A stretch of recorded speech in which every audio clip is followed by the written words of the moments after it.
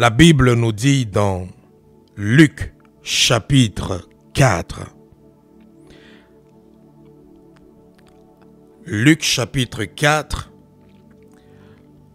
à partir du verset 18 jusqu'au verset 19.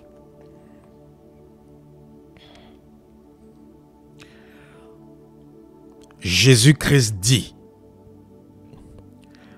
L'Esprit du Seigneur est sur moi, parce qu'il m'a oint pour annoncer une bonne nouvelle aux pauvres. Il m'a envoyé pour guérir ceux qui ont le cœur brisé, pour proclamer aux captifs la délivrance et aux aveugles le recouvrement de la vue, pour renvoyer libres les opprimés, pour publier une année de grâce du Seigneur.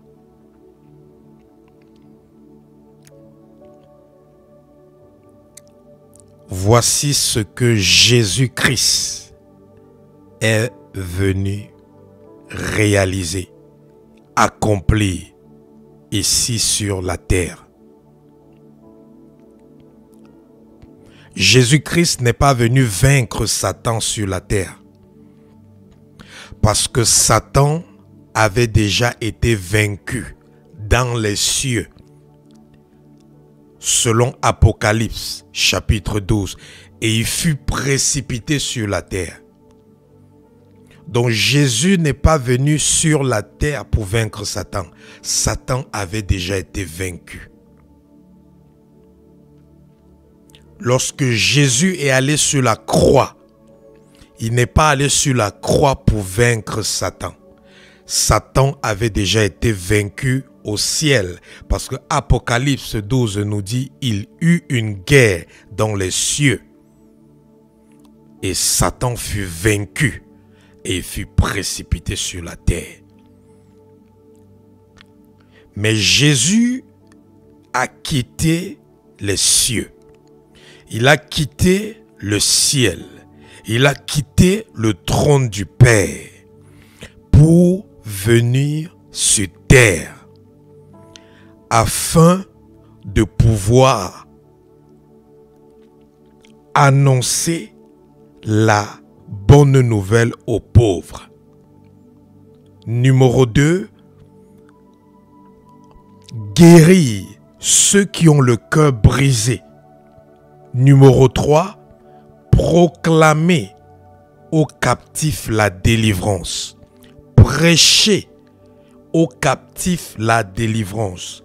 Prêcher à ceux qui sont dans les liens, à ceux qui sont affligés, à ceux qui sont oppressés, dans la captivité des ténèbres. Leur proclamer la délivrance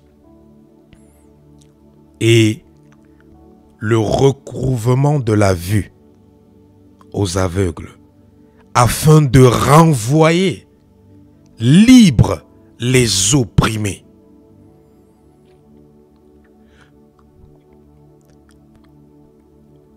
Donc, parmi les trois principales activités, les trois principales missions de Jésus sur la terre, il y avait la délivrance, la guérison et la prédication de l'évangile, la bonne nouvelle. Voilà les trois principales activités de Jésus sur la terre.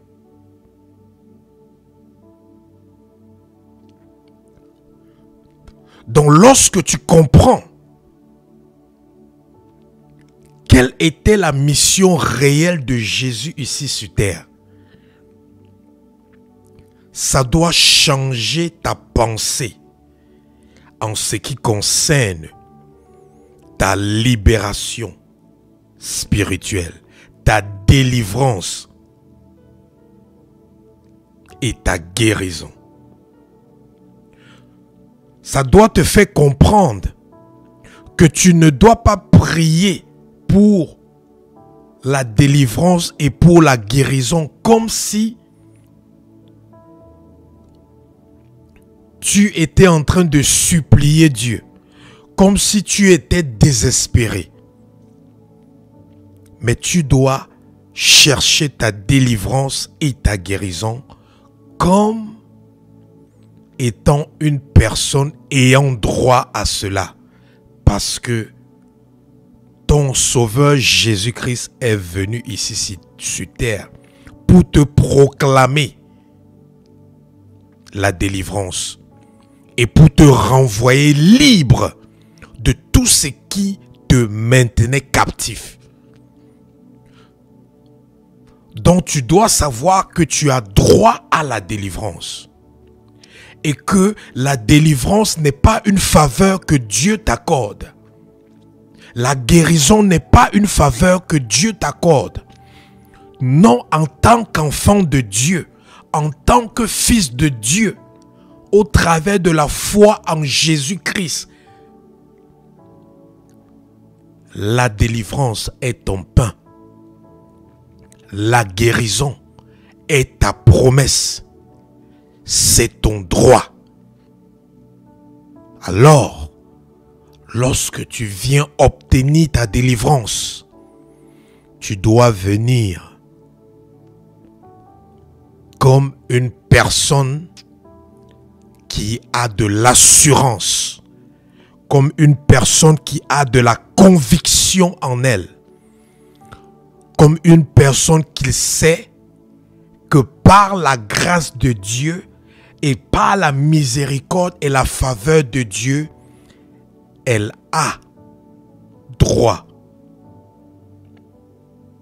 de recevoir la délivrance et la guérison dans tous les domaines de sa vie.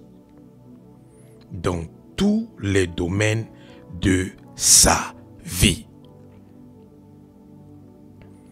Donc, à chaque fois que tu t'engages dans la recherche de la délivrance ou de la guérison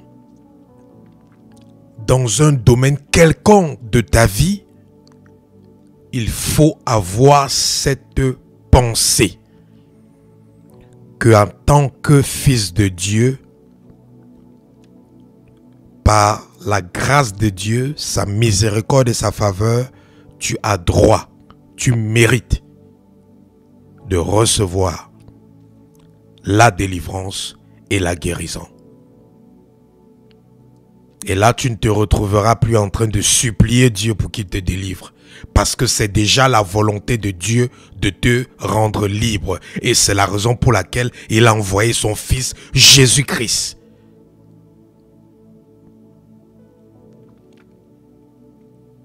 Parce que la Bible est claire. Que celui qui prie ou qui demande quoi que ce soit à Dieu en doutant qu'il n'espère pas recevoir quoi que ce soit venant de Dieu. Parce que Dieu ne donnera jamais à quiconque doute lorsqu'il demande. Donc toi qui m'écoutes en ce moment, je veux que tout au long de ce service et de ce programme,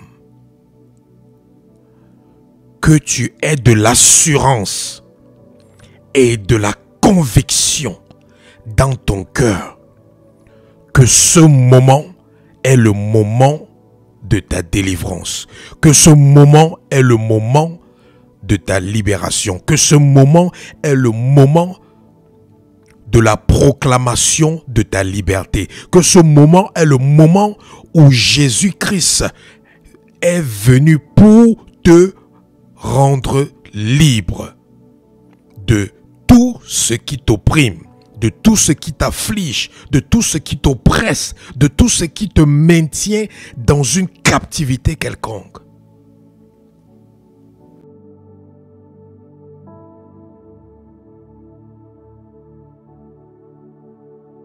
Shalom, je vous salue au nom tout-puissant de Jésus-Christ de Nazareth.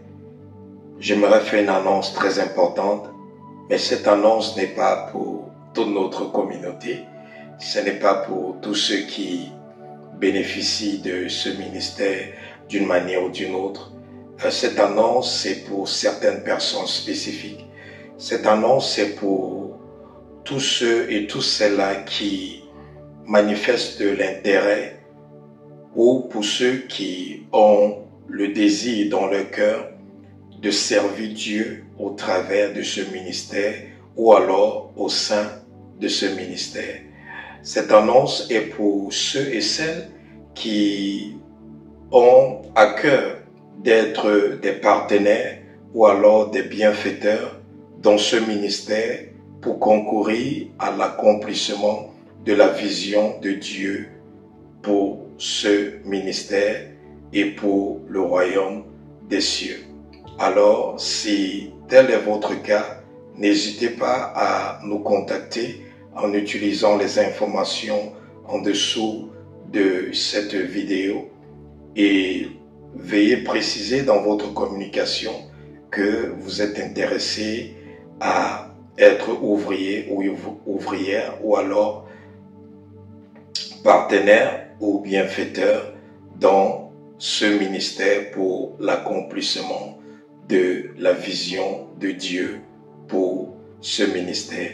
Donc je rappelle encore, ce n'est pas une annonce pour tout le monde, ce n'est pas pour ceux qui ont juste besoin d'aide ou qui ont besoin de délivrance ou d'autres services, c'est spécifiquement pour ceux qui veulent travailler pour Dieu, ceux qui veulent servir Dieu. Que tu aies un appel au sacerdoce ou pas, nous sommes tous appelés d'une manière ou d'une autre à servir Dieu. Donc, cette annonce est pour ceux-là qui veulent servir Dieu au sein de ce ministère. Quelle que soit votre localisation, n'hésitez pas de nous contacter et nous vous ferons part des instructions à suivre afin que ensemble nous puissions travailler pour l'avancement du royaume des cieux sur la terre et l'accomplissement de la vision de Dieu pour ce ministère.